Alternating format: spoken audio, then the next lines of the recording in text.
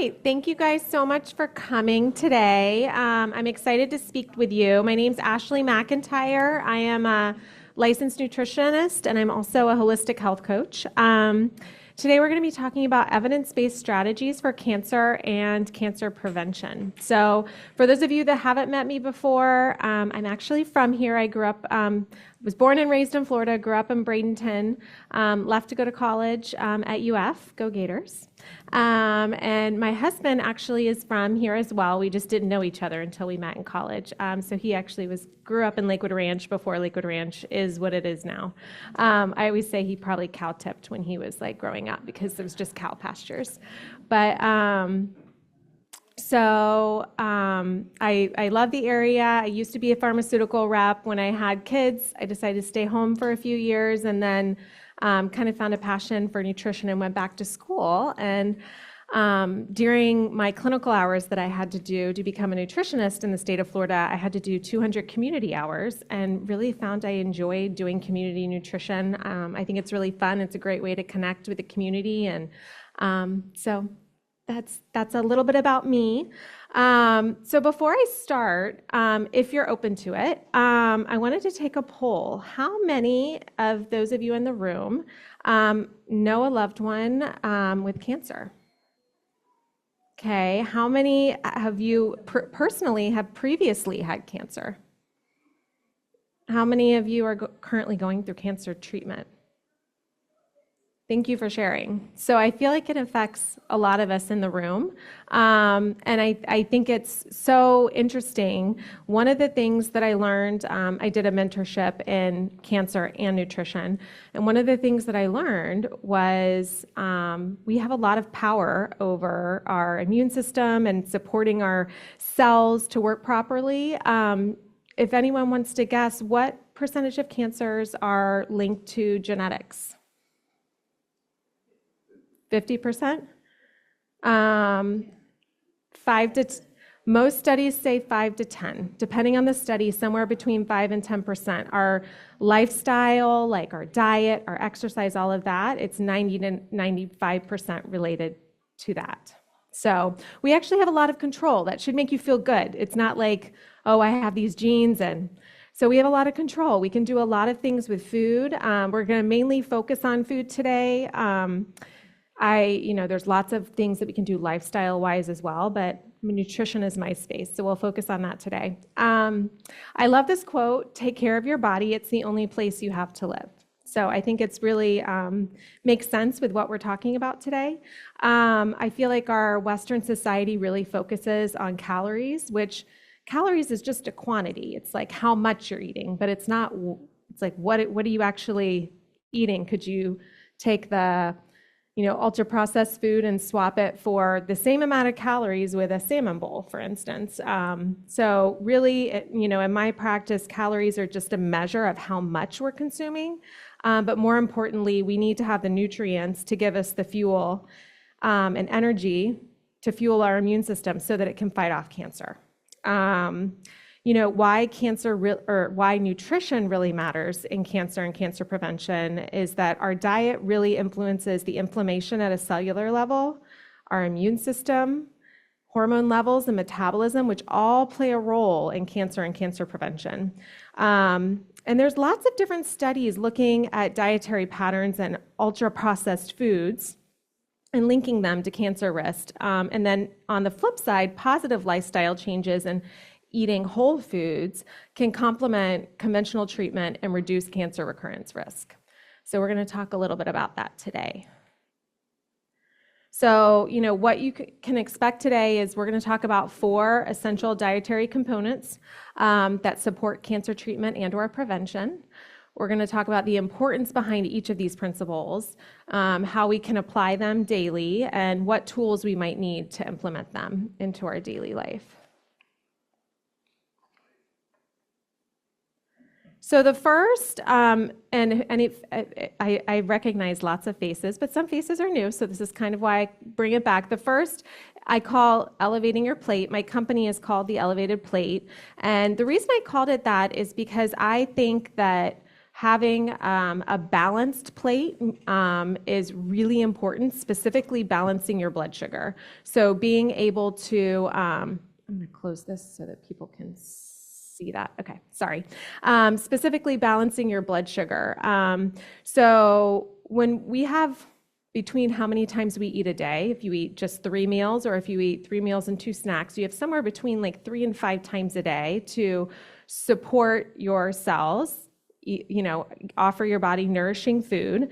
And if we don't eat a well-rounded meal and we have these like blood sugar spikes, then we're going to have high glucose or high blood sugar in our blood, and it's going to create inflammation at a cellular level. So there's actually been studies, and depending on the study you look at, high sugar consumption has been shown to decrease our immune system. So it makes our immune system not as functional and as active for up to 5 hours after a high sugar intake. So if you're drinking a Coca-Cola or a lemonade or having a big bowl of ice cream, that could potentially make your your immune system not as active for up to 5 hours.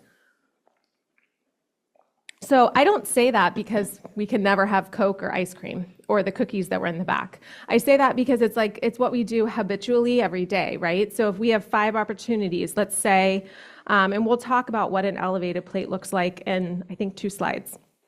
But for breakfast, you're having oatmeal.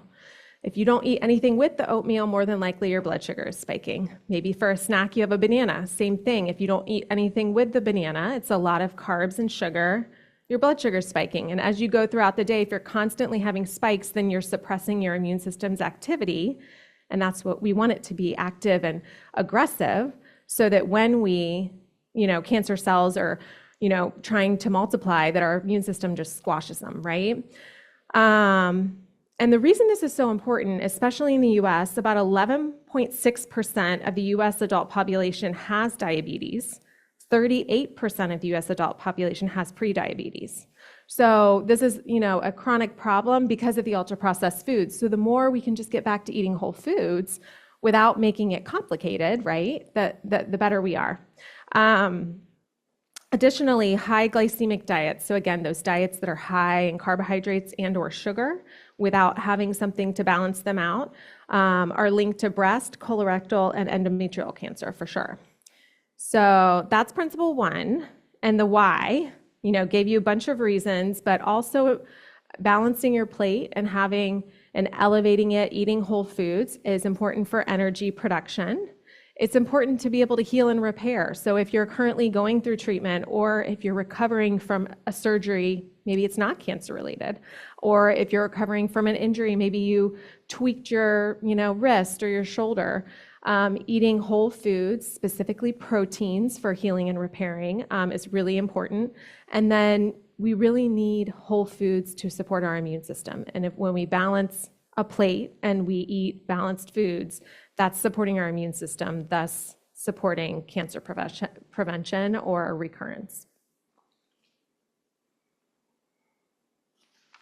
So anyone that has seen me speak before, I speak to this a lot. This is the balance plate that I've been talking about, so meaning balanced blood sugar. So typically, the Western American diet looks like, a lot of meat, a big starch, whether it's rice or potatoes, even beans, a huge, beans are really good in terms of fiber, but if we eat too many of them that aren't balanced, we're going to have that high carbohydrate response as well.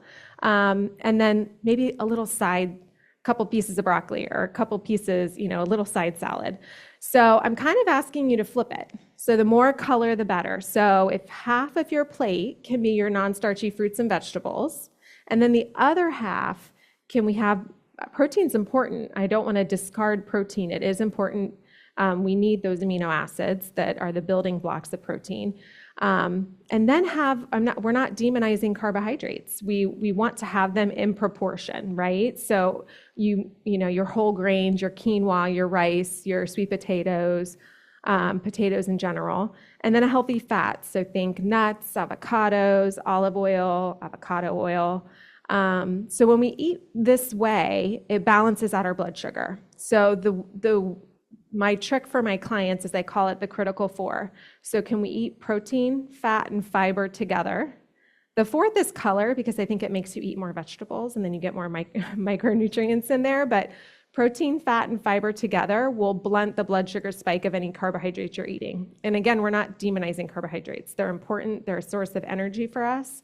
But we want to make sure that specifically for cancer, if you have a cancer diagnosis or cancer prevention of recurrence, we want to eat more low glycemic. Most cancers tend to use glucose or sugar as their fuel source. It depends on the cancer though. So it's really important to work with a nutritionist. Some cancers use glutamine, which is an amino acid, as fuel. So if you have particular cancers that use that as a fuel source, then you would want to eat more of a little bit of a lower protein diet. You wouldn't want to overdo it on the protein because you'd be fueling the cancer. So it depends on the cancer and what their preferred source of food is, if you will. So I wanted to put this up here for anyone that is currently going through cancer treatment or has a loved one going through cancer treatment. It's how to trick your taste buds. So it's kind of like for any of the women in here that have been pregnant, your taste buds completely change, and you don't want to eat certain foods because they smell weird, they look weird, they don't taste the same. It's very similar to somebody going through cancer treatment. So these are little tricks that you can do to change your taste buds. You can start with a simple mouth rinse and use 1/4 a teaspoon of baking soda, 1/8 a teaspoon of sea salt, and a cup of warm water. That can be beneficial to kind of like trick your taste buds, if you will. You can also try something called oil pulling. You can use a teaspoon of coconut oil, and you put it in your mouth, and you literally just kind of swish it like you would mouthwash for 5 to 15 minutes, which sounds like a long time. But so you'll probably want to start with like 1 or 2 minutes and work your way up.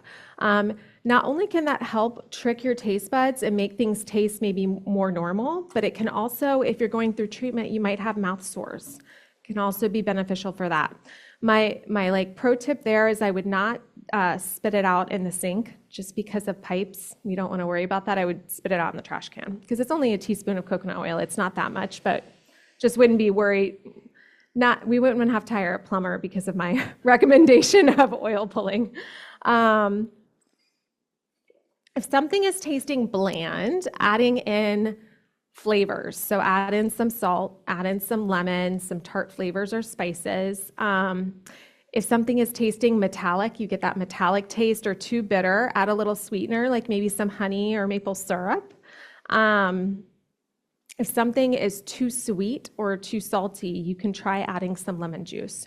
So those are just some like little tricks, as you go through treatment, or if you know a loved one going through treatment, that can be really beneficial to help them, make sure that they're eating. Because, eating is, every time we eat, we get a chance to nourish our bodies and therefore nourish our cells so that they can fight the cancer better. Ooh, I think I skipped a page, sorry. There we go. So the second principle is meal timing. So if you're actually currently going through cancer treatment, this is really key because without the nutrients to support our energy and metabolism, we can't support our immune system. So we can't fight the cancer if we don't have a strong immune system. So how does meal timing play a role? We want to eat consistently throughout the day, so we want to have a steady supply of nutrients. You don't want to have little tiny snacks all the time. This can be beneficial if you are nauseous, though. So if somebody is nauseous going through treatment, eating every 3 to 4 hours, smaller meals can be beneficial. Otherwise, you're going to want to space them out more evenly.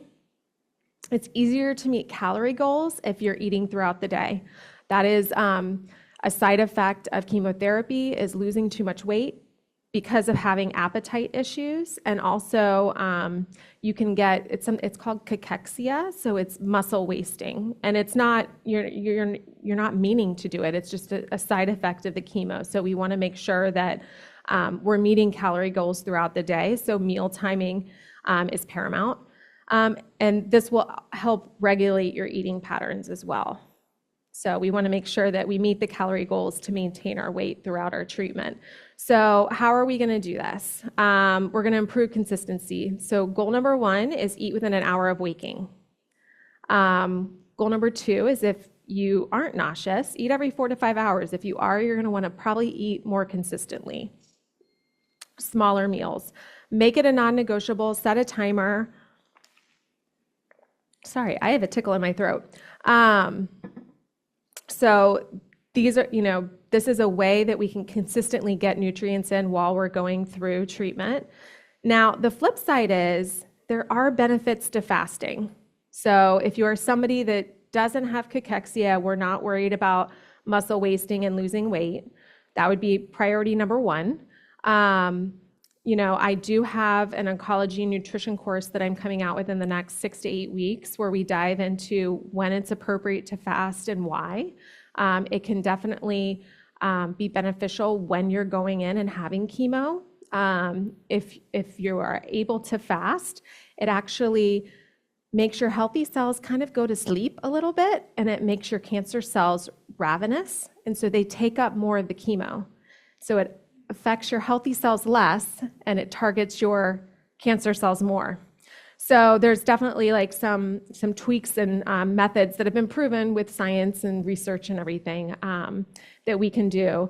And intermittent fasting, having that overnight fast be between 12 and 14 hours can also has shown promise for reducing cancer recurrence risk as well.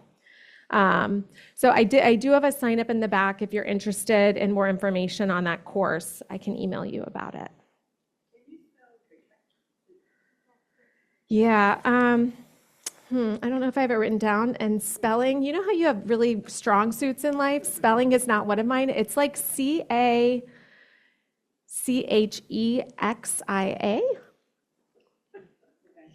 I'll confirm with you later. But I'm pretty sure that's how you spell it. It's basically muscle wasting. So it's just a side effect of the chemo. It can also happen to people that are in end-stage kidney disease too, because they just can't eat a lot of protein because they're going through treatment. So you're welcome. So in terms of, did I skip a page? I did. Adequate protein, principle number 3. So protein is needed to support detoxification. We actually talked about that either last month or the previous month, the importance of having those amino acids, which are the building blocks of protein on board, also supports our immunity. So therefore it's imperative for cancer and cancer prevention. Very crucial. I have it spelled here. And yes, I did spell it right. I know, I'm so proud of myself. It's crucial during cancer treatment because when we eat protein, it helps support your muscles so that it can help prevent cachexia. And this is the same with a client that doesn't have cancer and that's maybe focusing on weight management and they want to lose 10 or 15 pounds. We want to make sure they have protein on board so that as they lose weight, they're losing fat and not muscle. We want to keep that muscle. It's really hard to get muscle back when we lose it. The key here is that not all protein is the same. So we want to have a mix of animal and plant-based proteins. A myth buster is that eating soy-based products are fine. They're not going to cause cancer. Just because they have estrogen-like receptors doesn't mean they're causing cancer. So in terms of breast cancer and stuff. But again, that's something that I would go into a deeper dive in the oncology nutrition course. But healthy protein is really highly contingent, specifically animal-based protein, on how the animal is raised, what it ate, and the quantity that we consume. So, when we're looking at buying animal-based products, looking for wild or pasture-raised, whether it's seafood or, meat, and if possible, avoiding things that are caged and conventionally raised. And this is my example. So when you look at eggs from chickens, where the chicken has been never seen daylight and has been in a cage, there's a completely different nutrient profile of that egg than of the eggs from the chickens that have been pasture raised. Specifically, like an example would be vitamin D. You're going to have a lot more vitamin D in the pasture raised because how do we get most of our vitamin D? From the sun. So those are just like little ways, like we're going to get more nutrient density out of that pasture raised wild animal than we would out of a conventionally raised animal, which is unfortunate, I know, because it's more expensive. But that is what it is. There's some great places where you can get pasture raised. You usually have to buy more in bulk. I've seen some clients where they'll split it with another family member. There is a great place, I'm blanking on the name of it, out in Mayaca that does deliver locally here. I'll look it up. If anybody wants to know, I'll email it out. I'll look it up. I can't remember the name. I'll make a note though. Mayaca meat. Okay. So, again, why is adequate protein important? It fuels metabolism. Our metabolism gives us energy. We need those amino acids. They're essential building blocks. They again support detoxification. And when we talked about detoxification, we talked a lot about toxins that we can't avoid in our environment, right?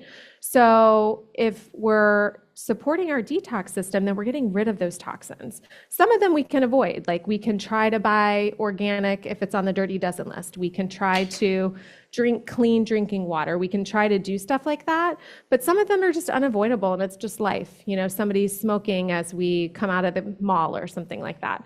So we want to make sure we're supporting our detoxification system with those nutrients, and then that in turn supports our immune system.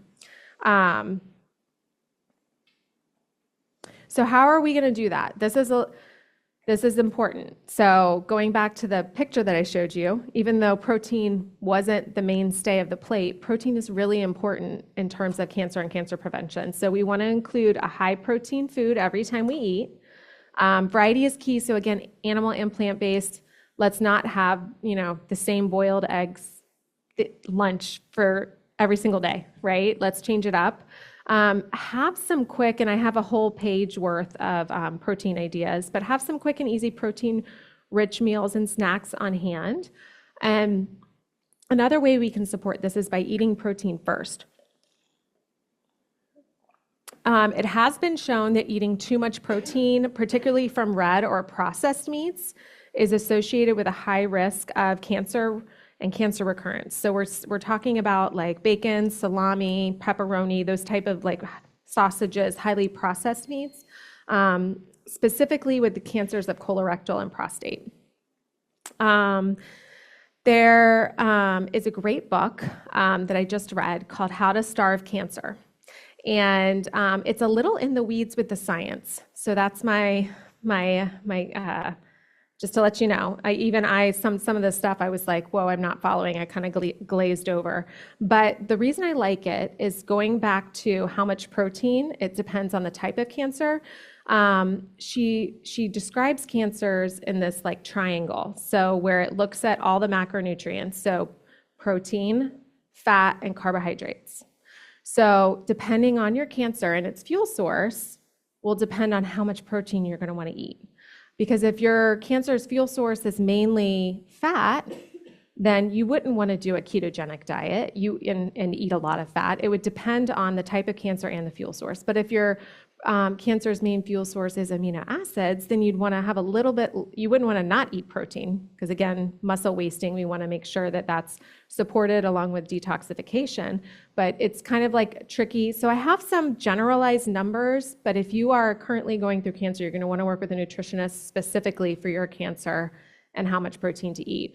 But for a healthy client that is typically, just wanting to be, to optimize their health and longevity, I would say eat between 0.8 and 1 grams per pound of body weight. So if you had a 150-pound person, you would eat between 120 and 150 grams of protein per day. If I have somebody that's in cancer treatment or has just finished, that totally changes, because we want to make it less. We want to make it around 0.55 grams per pound. So for that 150-pound person, it would be about 83 grams per day. And this doesn't have to be exact.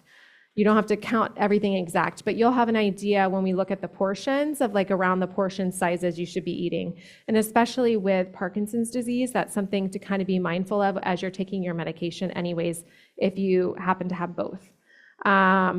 For somebody that's maintenance, so maybe they previously had cancer, but now, they're in remission, we would want that to be a little lower, about 0.45 grams per pound. And if you're underweight and malnourished, we want to push that up and be at least in the 0.65 grams per pound range. But again, it's going to depend on the type of cancer and what it uses as a fuel source. Any questions there? So these are high protein foods, and the grams of protein per, for the size. So it just kind of depends on, there are quite a few things that are dairy based. So if you don't eat dairy, you would want to avoid those, but there's animal based suggestions and plant based suggestions. Again, a mix of both is great. So I like, a mix of all of these. I actually recently went on a trip and there was a tofu scramble, and that was so good. And I feel like that's a great alternative to just eating eggs all the time too, because that you can easily scramble up tofu with some veggies and it literally tastes like scrambled eggs. But adding in edamame is a great idea for adding in extra protein to like a salad of any kind. And then I usually use bone broth when I'm making like my quinoa instead of either vegetable broth or water, because it does add more protein to the quinoa. So just depending on, where you are, if you're eating more animal, more plant-based, like different ways to add in more protein, or to be mindful if you need to, cut it back. I want to make sure everyone had a picture that they wanted. I can also email it out if you want to leave your emails. I don't mind. Yeah. So the third principle is optimal hydration. So we don't want minimal, we don't want average, we want optimal. So it's even more so when we're going through treatment, where it's going to be really important. So, why is it so important for cancer and cancer prevention? So again, it fuels metabolism and energy, specifically supportive with digestion. So if you're not having a daily bowel movement, that would be a reason to get more water on board, more fiber on board as well. Both water and fiber will support both digestion and detoxification, because we want to remove those toxins every day through sweat, we talked about in our detoxification lecture, and through bowel movements. When we're talking about side effects from chemotherapy, if we go into chemotherapy and we're dehydrated, the longer the chemo is going to be in our body and the more symptoms and side effects you'll have. So the more hydrated you can be while you're going through treatment, the less side effects you'll have. Additionally,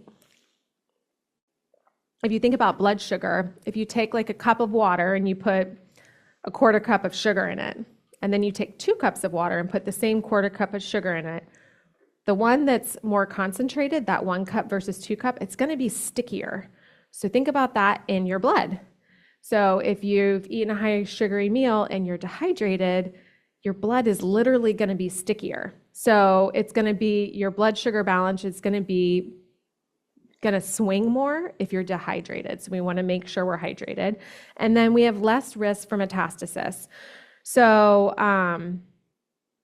when they've looked at, hydration and decreasing metastasis, it actually has a less risk for spread because it keeps the cells hydrated. And additionally, this is like something that's very interesting, because I learned about it when I first went back to school for nutrition. If you drink too much water during a meal, you're actually diluting the acidity of your stomach. So we want to drink in between meals. We don't want to drink right before a meal, because that's going to fill us up, especially if we're trying to get good nutrients in while we're going through treatment. But if you're drinking a lot during the meal, you're diluting your digestive juices, the acidity in your stomach, and then you're not going to get as much of the nutrients out of your food, because the acid can't break down the food as much. So we don't want to drink a ton while we're eating. We want to drink it in between the meals. So what does optimal hydration look like? First, we need to calculate your needs. We'll mix it up with a variety of options, which I'll have on the next slide.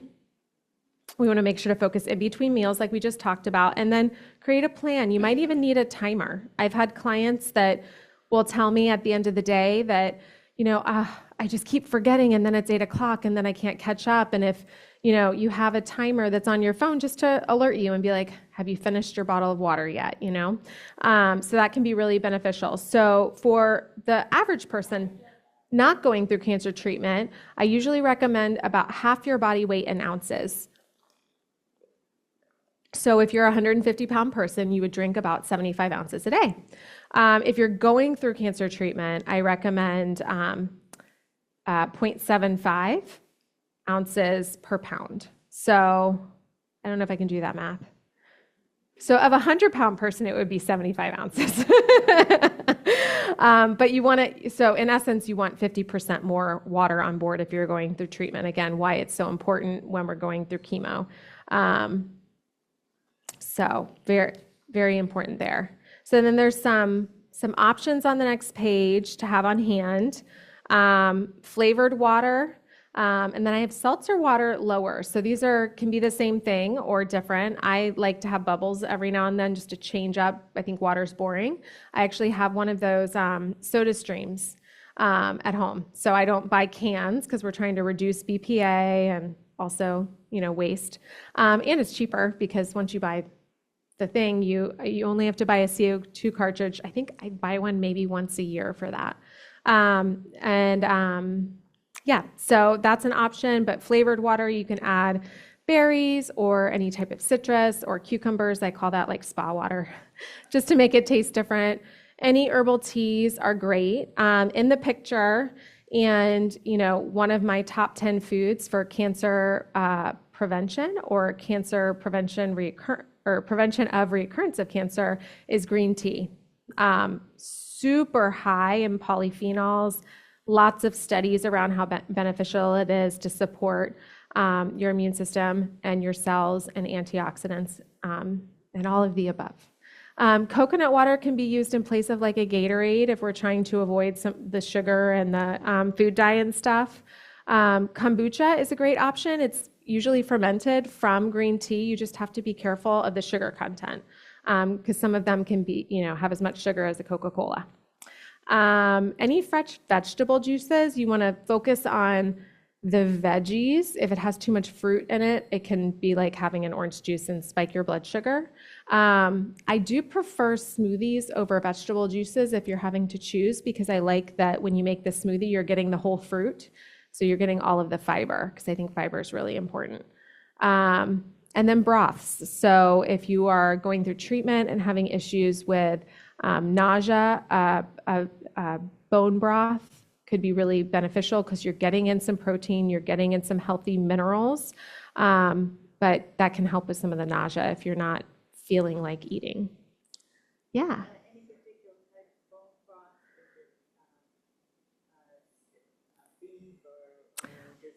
I haven't seen studies on one or the other. No, I'm not sure it matters. I would go organic with that though. Yeah. I would go organic with that, but I haven't seen studies on like chicken versus like poultry versus beef. And then I felt like I had to put this back because this is really like the core of, the whole premise. We talked about the 4 different principles and how they can support cancer and cancer prevention. And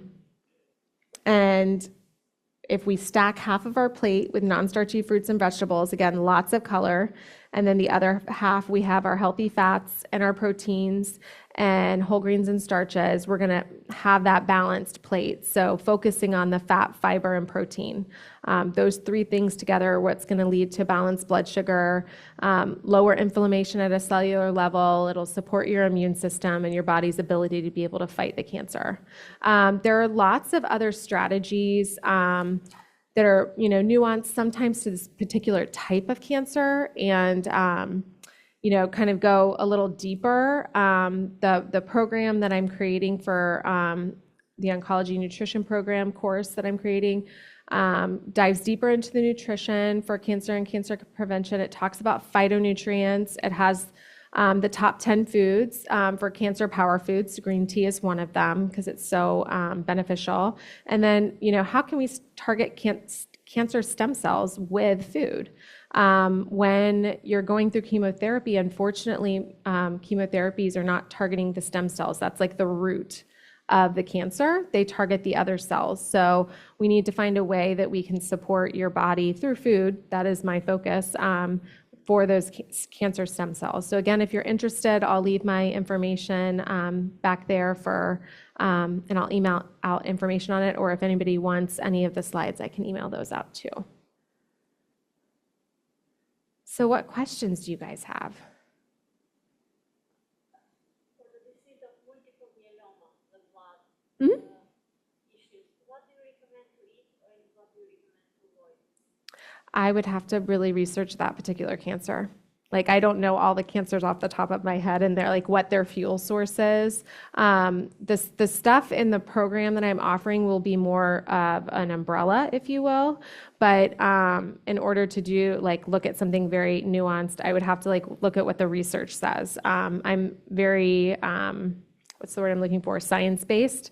So I don't want to give general recommendations for something so specific. Sorry.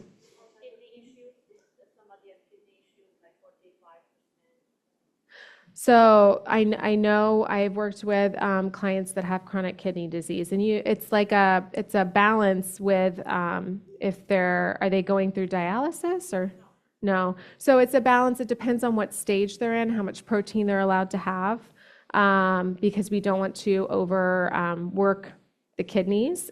So if they also have cancer and chronic kidney disease, it's just a balance between how much protein can they eat so they're not overstressing their kidneys, because we want those to function, but then we want the protein to support our muscles and to support our immune system. A good source of protein, breakfast or meal that you can recommend? Yeah, so I'll go back to that slide. There's lots of recommendations of different sources of protein.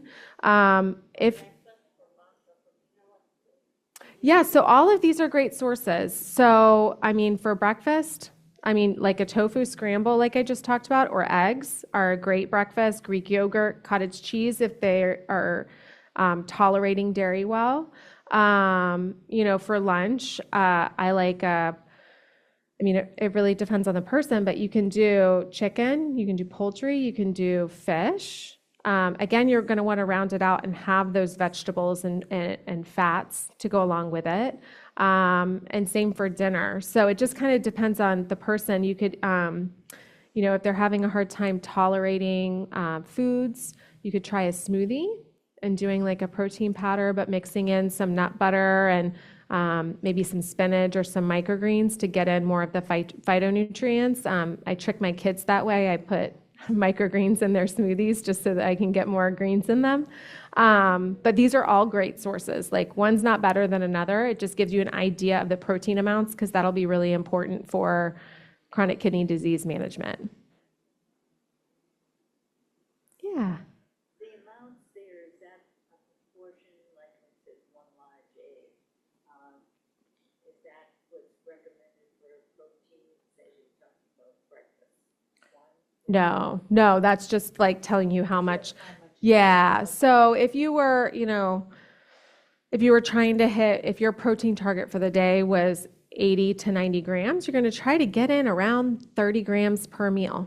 Or if you're also having snacks, maybe 20 grams per meal and 10 grams for the snacks. So you would probably want 3 eggs, because that's 21 grams of protein. So no, it doesn't mean that that's all you can have. It was just giving you an idea of how much. Like, I think people think if they have 1 egg with their toast, like they're good. And they're not good. You need more food than that. So that's why I titled today's thing, "We have to nourish in order to flourish." Because we really have to, unfortunately, I think society, has us focusing on size of things, even ourselves. And so we think we have to eat less. And I'm trying to tell you guys and my clients, you need to eat more. You need to feed yourselves so that your cells are healthy.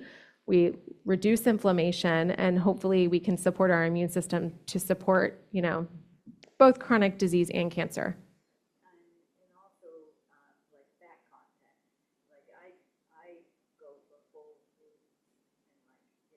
yogurt, the whole, Mm-hmm. and that in comparison to some other things. And I think people think that no fat is better, but I found it's nutritious. No, I go for the whole food. The only time I am mindful with clients with fat is if they have like a lot of heart diagnoses like hypertension, high cholesterol. Then we just want to be a little more mindful specifically of saturated fat, which does come from dairy. Not all saturated fat is from dairy, but if you had a full fat Greek yogurt every single morning, we want to be a little mindful of that until we got your cholesterol in a healthy range. Yeah, and milk, whole milk versus, well, would it be a good choice for 2%? Yeah. Yeah. I think typically doctors will even recommend, like, Versus the right. milk that used to be. Yeah, well, no, I wouldn't recommend that. Yeah, yeah. Oh, okay. She's just talking about the percentage of milk and like whole milk versus skim. And I think 2% for adults is, if you're going to drink milk, is probably a healthy percentage. Most adults, unless they're trying to gain weight or really trying to keep their calories higher, wouldn't want to do full fat milk every day.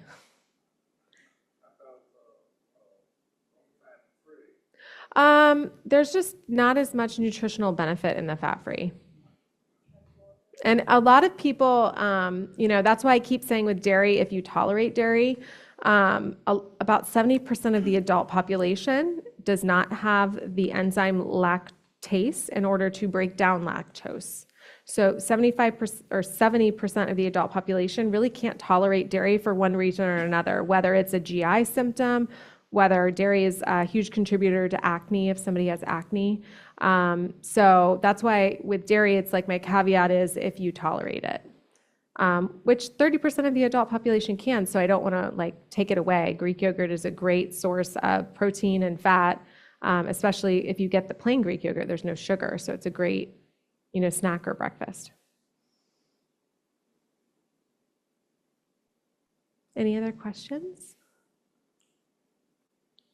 Well, like I said, if you guys want more information or any of the slide information, I have an email sign up back there. If you're interested in working with me one-on-one, you can schedule a free 20-minute discovery call and we can talk about your goals, your what your, any medical diagnoses you have and where you kind of want to go there, and we can talk about a plan. Did you say something about a list of types of cancer and the type of protein or something? No, I do not have that list. That I don't know that I've seen that list. That's like, and I'm not sure that they know for every cancer how it's fueled. Most cancers use glucose as fuel. So carbohydrates turn into glucose when you eat them, or if you eat sugar, it is glucose. It's the same. But some will thrive on fat. So you would a lot of people will give a blanket, you should go keto for cancer. And I don't agree with that. I think it depends on the type of cancer. And in that book that I suggested, the How to Starve Cancer, it talks about how cancer cells, unfortunately, are really smart. And so if you take away glucose, you stop eating all carbohydrates and sugar, some cancers can change and use fat as fuel. So it depends on the type of cancer. It depends on what we know about it. Because I don't know that we know for every single cancer what its fuel source is. I think most of them do use glucose.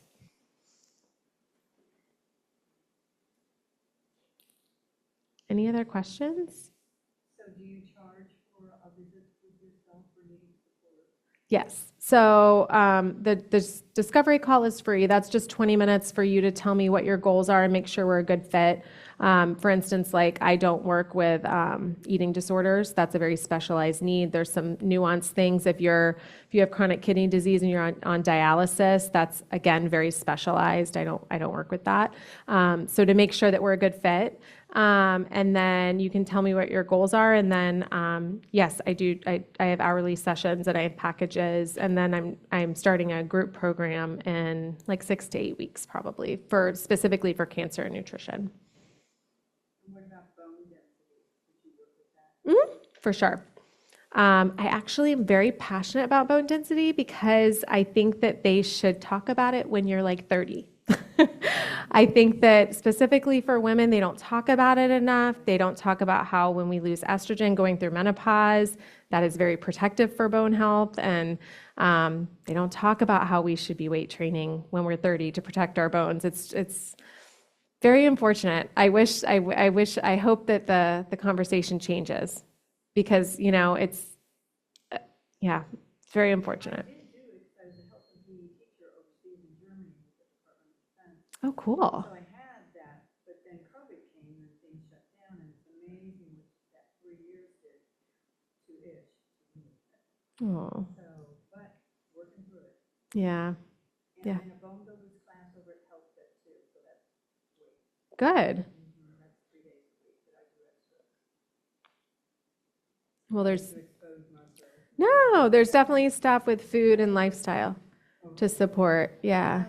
Speaking of, I don't know if you know, calcium intake as far as a supplement, they always recommend, you know, and there's so many different types. And I mean, I really think, you know, some I don't think you absorb the same. Mm-hmm. Do you have any just off the cuff better supplements if you have to take a calcium supplement source? They have like the ones that come from the sea that you see Amazon. Oh, yeah. My favorites, yeah. My favorite specifically for bone health is Algae Cow. You have to be a little careful with calcium. You don't want to over supplement if you're eating a lot because you could cause your more calcification. So we don't want that, right? So you want to make sure you're having that checked, you know, yearly if you're older, and you want to make sure you're not having calcification. But I like Algae Cow. They do, I think it's with their Algae Cow Plus.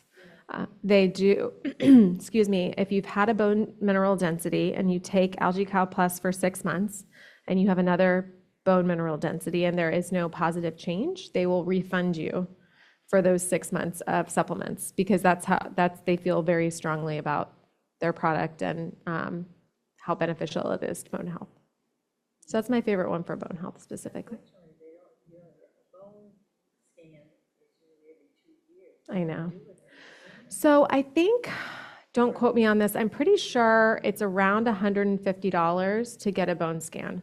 So you're right. Insurance to cover, I think, is every 2 years. But if you wanted to check and see how you're doing, if what your efforts are actually making a change, but then there's this like weird flip side of, are we getting x-rays too often and are we exposing ourselves to more radiation than we need to be in terms of cancer prevention? It's kind of like a catch-22. I didn't hear you talk much about antioxidants Yes. and the fruits and vegetables. Can you go through a little bit of that? So, I start my morning with about 6 strawberries yeah. and blueberries or something, if I'm having eggs or something. But I don't know if I'm getting too much of it or. No, and you can't get too much through food. Now, if you were supplementing with I sometimes with clients that aren't getting enough, I'll recommend a broccoli sprout like supplement. Broccoli sprouts are really high in antioxidants, about 10 times more antioxidants than would be in like a piece of broccoli. So if you were supplementing, yes, you can get too many antioxidants. But if you're getting it through food, no. And I've talked about it in previous lectures. Antioxidants are really important. They are important for cancer health. I just kind of wanted to focus on 4 overarching principles today, but going through the specific foods to support cancer, that's something I'll do in my oncology nutrition course that I'm going to be coming out with, because it's going into more details of which foods target, stem cells and stuff like that. So it's just more detailed and nuanced. But berries in the morning are great. All berries have antioxidants. And the way antioxidants really work at a cellular level, I have a picture, I just don't have it in this slide presentation. A healthy atom has balanced electrons, so that's why it's healthy. A free radical, so when something that happens when our cells oxidize, they become free radicals and they lose an electron and they're no longer balanced. So they're like really mad and they create inflammation at a cellular level. And so until they're balanced, they're going to continue to create inflammation. So when you're eating your strawberries or blueberries or whatever it is in the morning that have antioxidants are cells that have a plethora, like a huge amount of electrons, and they donate them. So you're eating foods that have antioxidants, and then they're suppressing these really mad, angry free radicals. And they're making them happy cells again so that they don't create inflammation at a cellular level. Yeah, exactly.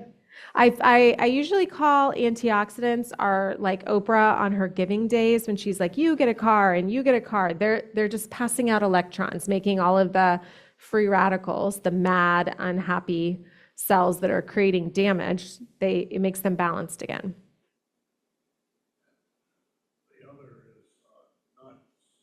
It's good fats.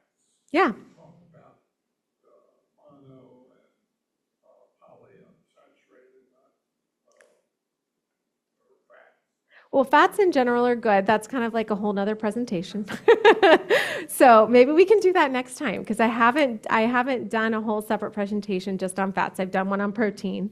But healthy fats, that's part of, like, if you look at the plate that I showed in 2 slides, I think it's back 2. There we go. Healthy fats, like definitely nuts, nut butters, olive oil, fatty fish like salmon and sardines, avocado oil. Those things are all really beneficial for health. They help the blood sugar spike. So when you eat nuts by themselves, you wouldn't get a blood sugar spike because it's basically a little protein and lots of fat. But if you ate an apple by itself, it's a carbohydrate, you're going to have a spike. If you ate an apple with some nut or nut butter, you're going to blunt that blood sugar spike. So that's why fats are really important. They're really important for brain health. Since we're here with Parkinson's, really important to support brain health. That is I've talked about it in the past, one of the superfoods for brain health, and really important for skin health. So I think we all went through the 1990s fat-free diets. Don't do that. One of the things that I do, I grind my own nuts. Cool. Well, you get it at Fresh Market or Whole Foods. Yeah. You can grind it. But I also get, instead of a whole apple, I get the bags of apple slices. Yeah. And I dip it with the ground peanut butter. Perfect. And that's my snack, usually after dinner. If you wanted to elevate it, I would try almond butter. Yeah, it's just more of a super nut than peanuts are technically a legume, which most people don't know. So it's not that they're unhealthy. The reason that I've recently learned about peanuts, the way that they're transported is very similar to coffee, and they can easily be exposed to mold. And that's the reason that they don't have quite the same beneficial effects as a lot of the other nuts, like your walnuts and your almonds and cashews and pecans. Yeah, pecans or is it pecans? Pecans? I don't know. Tomato. Yeah. There's a special pecan that's only grown in a certain part of Georgia. Cool. Certain time of year that's supposed to be the best. I can't remember the name, but I get them. Oh, yum. Who wrote the book that you got? Is it Jane McClellan? Mm-hmm. I was like, you name it, I'll confirm it. I can't come up with it. Several books. Yeah, how to starve cancer. It is a little in the weeds with the science, but the general premise is really cool. It's really cool. Well, thank you guys for having me. Thank you so much. I'm going to stop this.